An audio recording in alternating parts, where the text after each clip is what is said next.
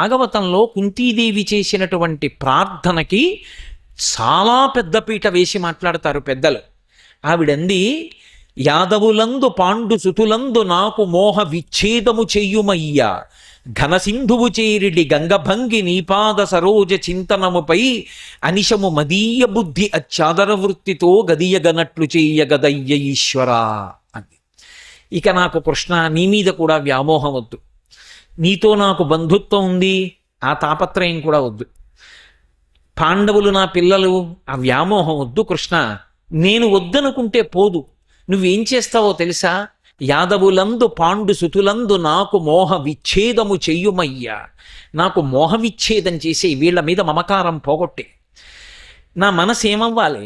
ఘనసింధువు చేరిడి గంగభంగి నీపాద సరోజ చింతనముపై అనిశము మదీయ బుద్ధి అచ్చాదర వృత్తితో గదియగనట్లు చేయగదయ్య ఈశ్వరా. ఎక్కడ పుట్టిందో గంగా? హిమవత్ పర్వతంలో. ఎవరు దారి చూపించారు? ప్రవహించి ప్రవహించి ప్రవహించి వెళ్ళిపోతుంటుంది. ముళ్ళకంపలు పైనుంచి ఇలా వాలి వీపు చీరుతాయి, బాధపడి ఆగదు. మహాత్ముడు అందులోకి వెళ్ళి స్నానం చేస్తాడు, సంతోషించి నిలబడదు. వేరొక ధూర్తుడు మూత్ర విసర్జన చేస్తాడు, బాధపడదు.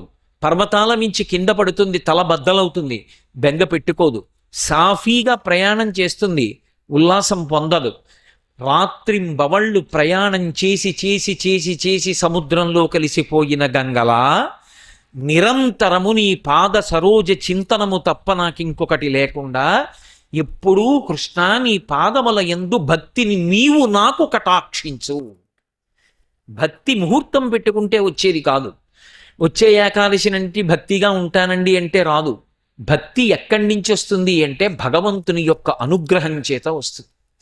అందుకే కుంతి ప్రార్థన పరిశీలించాలి. ఆయన అనుగ్రహం చేత భక్తి కలుగుతుంది. ఆయన అనుగ్రహం చేత ఉద్ధాన పతనముల యందు భక్తి దృఢతరమై నిలబడుతుంది. కాబట్టి కృష్ణ నాకు అటువంటి అనుగ్రహాన్ని, శ్రీకృష్ణ యదుభూషణ నరసఖ శృంగార రత్నాకర లోకద్రోహి నరేంద్ర వంశదహన లోకేశ్వర దేవత నీక బ్రాహ్మణ గో గణార్తి హరణ నిర్వాణ సంధాయక నీకు మృక్యద త్రుంపవే భవలతల్ నిచాను కంపానిధి అంది. ఈ ఒక్క పద్యం చాలు. కుంతీదేవికి కృష్ణుడు అర్థమయ్యాడు. భీష్ముడికి ఎంత అర్థమయ్యాడో కుంతీదేవికి అంతే అర్థమైపోయాడు. ఎంత గొప్ప ప్రార్థన చేసిందంటే ఇది నిత్యస్మరణి. కృష్ణ భగవానుడి మీద రోజు చెప్పుకోవలసినటువంటి పద్యం. శ్రీకృష్ణ యదుభూషణ నరసఖ శృంగార రత్నాకర, వీటికి నేను వ్యాఖ్యానం చెయ్యక్కర్లేదు, చదువుతుంటేనే అర్థమైపోతాయి. నరనారాయణులలో నరుని యొక్క స్నేహితుడా, నిర్వాణ సంధాయక, లోకద్రోహి నరేంద్ర వంశదహన, లోకములను పీడించేటటువంటి రాజులైనటువంటి వారినందరినీ కూడా మట్టు పెట్టగలిగినటువంటి సమర్థత కలిగినటువంటి వాడా, నిర్వాణ సంధాయక, మోక్షమును అనుగ్రహించగలిగినటువంటి వాడా, గో గణార్తి హరణ, గోవులను భక్తులను కాపాడేటటువంటి వాడా, ఓ కృష్ణ నీకున్ మృక్యద త్రుంపవే భవలతల్, నీకు నమస్కారం చేస్తున్నాను. ఇది నమస్కారం యొక్క గొప్పతనం.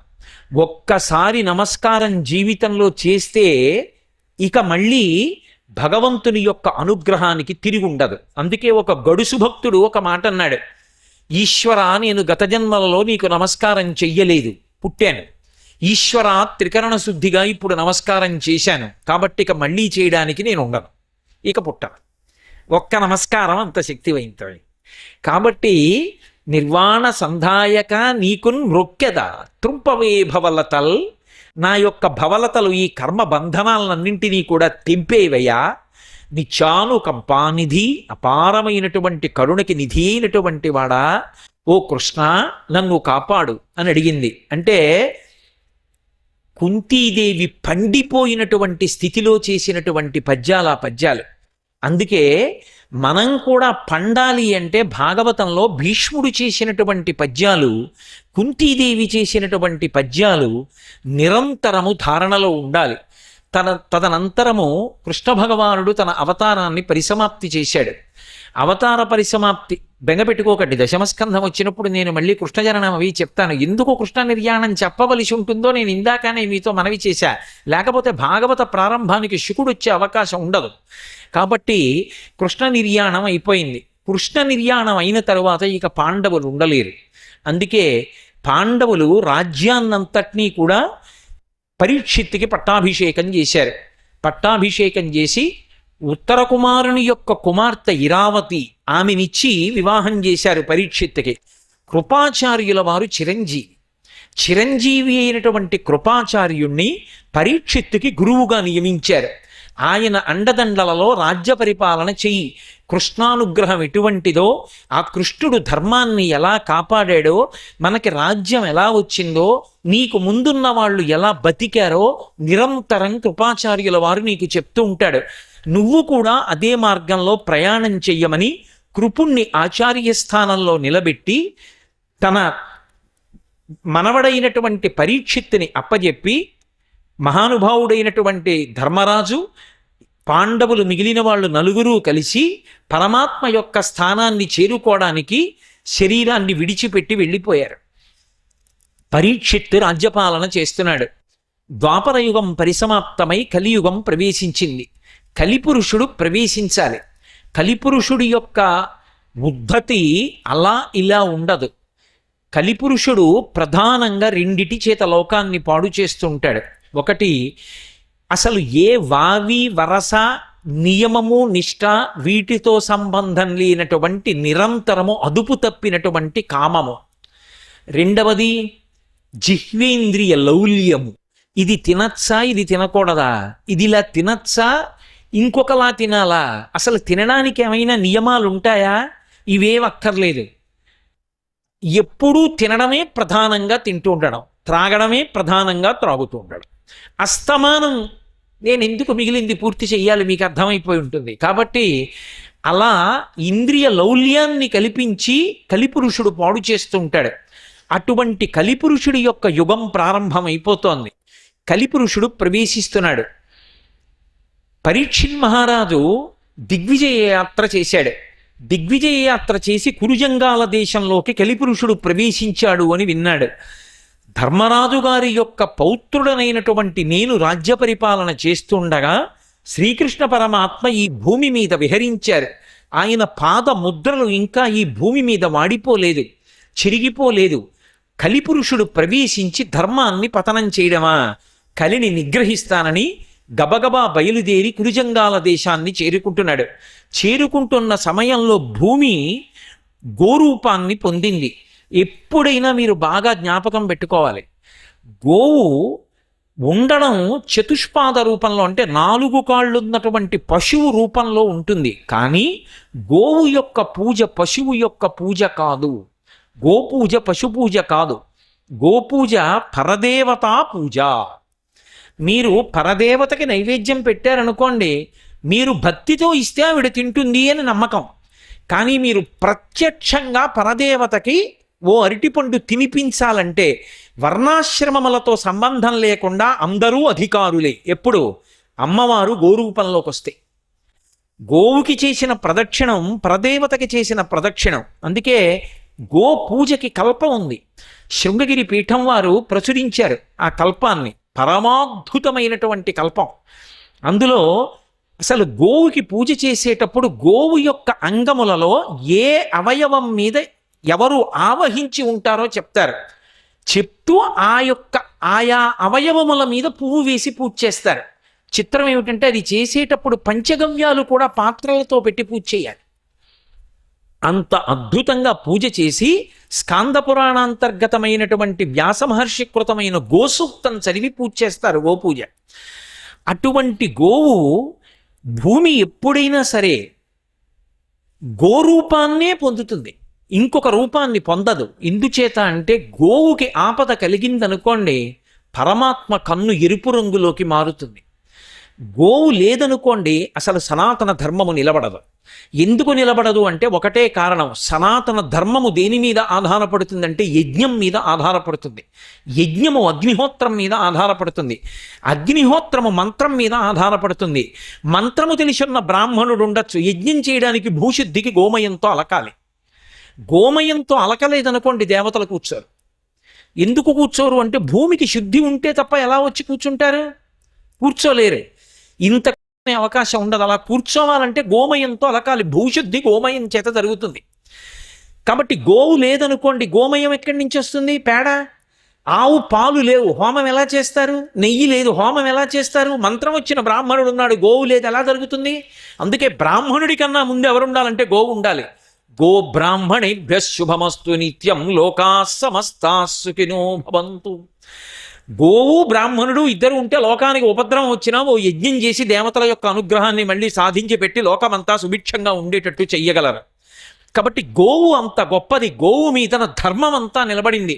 అందుకే యద్గృహే దుఃఖితాగావహ సయాతి నరకన్నరహ. ఏ ఇంట గోవు ఏడుస్తుందో ఆ ఇంట్లో ఉన్న వాళ్ళు నరకానికి వెళ్ళిపోతారు. ఏ ఇంట గోవులు సంతోషపడిపోతుంటాయో, ఏ యజమాని చేసినటువంటి సేవ చేత గోవులు ప్రసన్నమవుతుంటాయో, పరమానందాన్ని పొందుతుంటాయో, అటువంటి వారి వలన ఆ గోవులు సంతోషానికి కారణమవుతున్నాయో, ఆ గోవుల యొక్క సంతోషమునకు కారణమైన వారు ఎవరున్నారో వాళ్ళు దినదినాభివృద్ధిని పొందుతారు. ఎందుచేత అంటే అది పరదేవత యొక్క ప్రీతి.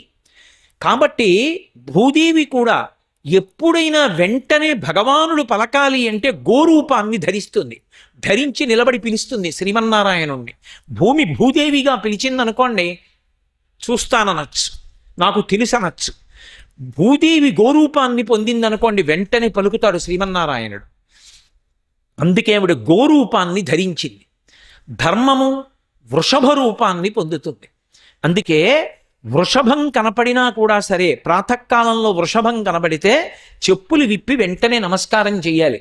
ఇవాళ నేను ఏదో తీర్థస్నానానికి వెళ్ళిపోతుంటే అక్కడ వృషభం కనబడింది, ఒకసారి చెప్పులు విప్పి నమస్కారం చేసి వెళ్ళాలి. ఎందుకంటే అది ధర్మస్వరూపం. ధర్మమే వృషభంగా ఉంటుంది, భూమి గోవుగా ఉంటుంది. ఇప్పుడు ఆ ఎద్దు ఆవుని చూసి అడుగుతోంది అంటే ఎవరు ఎవరితో మాట్లాడుతున్నారు? ధర్మము భూమితో మాట్లాడుతోంది. ఆ గోవుని చూసి అంది, అమ్మా ఎందుకమ్మా అంత చిక్కిపోయావు? నీ డొక్కలు చాలా లోతుకిపోయాయే, నీ కన్నుల వెంట బాష్పధారలు పడుతున్నాయే, నువ్వు ఏడుస్తున్నావే. గోవులు ఏడుస్తాయి. గోవుల కన్నుల వెంట నీటి ధారలు పడ్డాయి అంటే పరమ ప్రమాదం వచ్చేస్తోంది అని గుర్తు. గోవు కన్ను వెంట నీటి ధారలు పడుతున్నాయే, అమ్మా ఎందుకమ్మా ఏడుస్తున్నావు? కలిపురుషుడు ప్రవేశించాడని ఏడుస్తున్నావా అమ్మా? కలిపురుషుడు ప్రవేశిస్తే ఏమవుతుంది? ఏ కృష్ణ పరమాత్మ ఈ భూమి మీద తిరిగినప్పుడు ధర్మాన్ని నిలబెట్టాడో ఆ ధర్మమునకు గ్లాని కలుగుతుందని ఇవాళ కలిపురుష ప్రవేశం చేత చిత్ర విచిత్రమైనటువంటి సందర్భములు జరుగుతాయి. మొట్టమొదటిది యజ్ఞయాగాది క్రతువులు తగ్గిపోవడం ప్రారంభమవుతాయి. యజ్ఞము యాగము ఎందుకు చెయ్యాలి? అసలు అగ్నిహోత్రంలోకి హవిస్సెందుకు ఇవ్వాలి? యజ్ఞం చెయ్యమని ఎవడు చెప్పాడు? యజ్ఞం గొప్పదని మీతో ఎవడు మాట్లాడాడు అని మాట్లాడేవాళ్ళు బయలుదేరుతారు. ఆ కారణం చేత యజ్ఞయాగాదులకు కొరత ఏర్పడుతుంది. యజ్ఞము యాగము లేకపోతే అగ్నిముఖంగా హవిస్సిచ్చేవాడు ఉండడు. హవిస్సు లేదు కనుక దేవతలకు ఆహారం ఉండదు. దేవతలకు ఆహారము లేదు కనుక వాళ్ళు మనుష్యులని అనుగ్రహించడానికి వర్షం కురిపించరు. వర్షం కురిపించరు కనుక పాడి పంటలు ఉండవు. పాడి పంటలు ఉండవు కనుక జనులు ఊళ్ళు విడిచిపెట్టి ఊళ్ళ నుంచి ఊళ్ళకి వెళ్ళిపోతూ ఉంటారు. ఒక ఋతువులో ఉండవలసిన ధర్మం ఒక ఋతువులోకి వచ్చేస్తూ ఉంటుంది. ఇది కాక లోకము ఎలా తయారవుతుందంటేనమ్మా, భర్త భార్యని భరించాడు. భర్త అన్న మాటకు అర్థం ఏమిటంటే భరించువాడు అని అర్థం. ఏమిటి భరించాలి? ఆమె యందు ఉన్నటువంటి సుగుణములను కాదు. ఆవిడ ఏదో ఫలానా విషయంలో ప్రవీణురాలనుకోండి, ఆవిడ మా ఆవిడండి అని చెప్పుకు గర్వపడడం కాదు. ఆమె యందు ఏదో ఒక లోపం ఉంది, ఆమె యందు ఏదో ఒక బలహీనత ఉంది.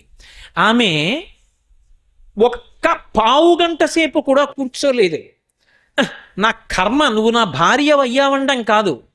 ఆమెని చక్రాల కుర్చీలోనైనా సరే తీసుకొచ్చి అక్కడ పెట్టి తాను రవికిల బట్ట బొడ్డులో పెట్టుకొని మళ్ళీ అది వెళ్ళిపోతుందేమో, అది వెళ్ళిపోతే దానికి పుణ్యం కట్టపెట్టలేను, నేను పుణ్యం చేసుకోలేనని కోట్లకి పడగలెత్తినా వేరొక భార్యని తెచ్చుకోలేని వారై కాదు, ధర్మానికి కట్టుబడి ఆమెకి కట్టబెట్టాలని చెప్పి రవికిల బట్ట తీసుకొచ్చి బొడ్డులో పెట్టుకుని ఎన్ని కార్యక్రమాలు చెయ్యాలో అన్నీ తొందరగా పూర్తి చేసి భార్యని ఉద్ధరణ చేస్తాడు భర్త. ఆమెకి ఏ ఇబ్బంది ఉందో ఆ ఇబ్బందికి తాను రక్షకుడై భరిస్తాడు. ఎలా? ప్రేమతో, పరమ ప్రేమతో. అంతే తప్ప ఆమెకి ఇది లోపము అని మనసులో పెట్టుకోడు. అలా ప్రేమతో గుండెల్లో పెట్టుకోవలసిన భర్తలు భార్యల్ని భరించరు. లోకం ఏమవుతుందో తెలుసా అమ్మా? ఇలా భరించవలసిన వాళ్ళు భరించకుండా భార్య భర్తృ సంబంధము దేని చేత ఏర్పడుతుందంటే ఆకర్షణ చేత ఏర్పడుతుంది. తల్లి నిర్ణయించాలా, తండ్రి నిర్ణయించాలా, శాస్త్రం బట్టి పెళ్లి చేసుకోవాలా అక్కర్లేదు. తన కంటికి నదరగా ఆమె కనపడింది, ఆవిడ కంటికి నదరగా ఈయన కనపడ్డాడు. పెద్దవాళ్లతో సంబంధం ఏముంది, పెళ్లి చేసుకుంటారు. బాగుంటే కలిసి ఉంటారు, బాగుండకపోతే విడిపోతారు. ఎక్కడిదో సంస్కృతికి ఇక్కడికి దిగుమతి చేస్తారు. కాబట్టమ్మా భర్తలు భార్యల్ని భరించరు. చిత్రం ఏమిటంటే తల్లిదండ్రులు బిడ్డల్ని పోషించరు. తల్లిదండ్రులు బిడ్డలకి పోషకులు. వాళ్ళ యోగక్షేమాలు ఎవరు చూస్తారు? తల్లిదండ్రులు చూడాలి. తల్లిదండ్రులు బిడ్డల్ని చూడరు. బిడ్డలకు అన్నం పెట్టేవాళ్ళు, బిడ్డలకి పలహారం పెట్టేవాళ్ళు వేరే ఉంటారు.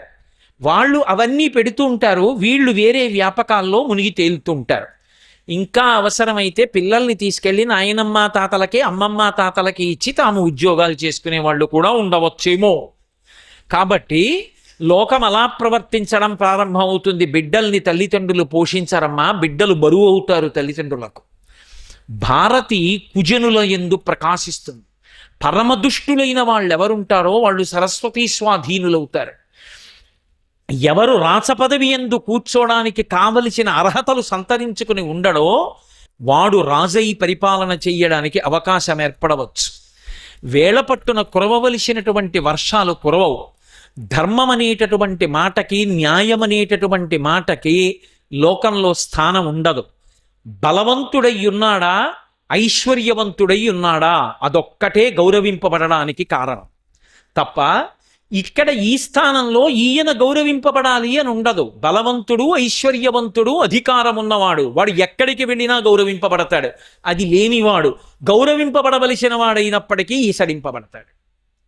కాబట్టి అమ్మ, కలియుగం ప్రవేశిస్తే ఇటువంటి లక్షణాలన్నీ ఏర్పడతాయని బెంగ పెట్టుకున్నావా అమ్మ? అంత చిక్కిపోయావేం తల్లి భూమాత? గోరూపంలో ఉన్నావు అమ్మా, కన్నుల వెంట బాష్పధారలు పడుతున్నాయమ్మా అంటే ఆవిడంది, నా గురించి కాదయా నేను ఏడుస్తున్నది, ఈ లోకంబున పూర్వము 4 పాదముల నీవు నడతవు, నేడా శ్రీలలనేశుడు లేమిని కాలముచే నీకు ఒంటి కాలయ్య కదే. కృష్ణ భగవానుడు మొన్నటి వరకు సశరీరుడై ఉన్నాడు. ఈ భూమండలం మీద తిరిగాడు. ఆయన తిరుగుతూ ఉంటే, ఆయన నడిచి వెడుతూ ఉంటే ఆయన పాదములు నాకు తగిలితే నాలోంచి పులకాంకురములు వచ్చాయి. భూమాత చెప్తున్న మాట. భూదేవి ఆయన భార్య కదూ, ఆయన యొక్క స్పర్శకి నా నుండి పులకాంకురములు వచ్చాయి. రాక్షసుల్ని మట్టు పెట్టి సాధువులైనటువంటి వారిని అందరినీ కూడా అనుగ్రహించి లోకమునందు ధర్మాన్ని నిలబెట్టాడు. అటువంటి మహానుభావుడు వెళ్ళిపోయాడు, అవతార పరిసమాప్తి చేశాడు. నేడా శ్రీలలనేశడు లేమిని కాలముచే నీకు ఒంటి కాలయ్య కదే. ఓ ధర్మము వృషభ రూపంలో ఉండి నా ముందు నిలబడి మాట్లాడుతున్నదానా, నువ్వు ఒక్క కాలుతో కనపడుతున్నావని ఏడుస్తున్నాను. నీకు 4 పాదములు ఉండాలి. అవి సత్యము, శౌచము, తపస్సు, దయ. 4 పాదాలు ఉండాలి. లేవు నీకు ఇవ్వాల. ఒక్క పాదంతోనే కుంటుతున్నావు. ఒక్క పాదంతో వృషభం నిలబడితే అసలు ఎంత భయంకరంగా ఉంటుంది. అటువంటి స్థితిలో ఉన్నావు. నీవు ఇలా నిలబడితే దాని అర్థం ఏమిటో తెలుసా?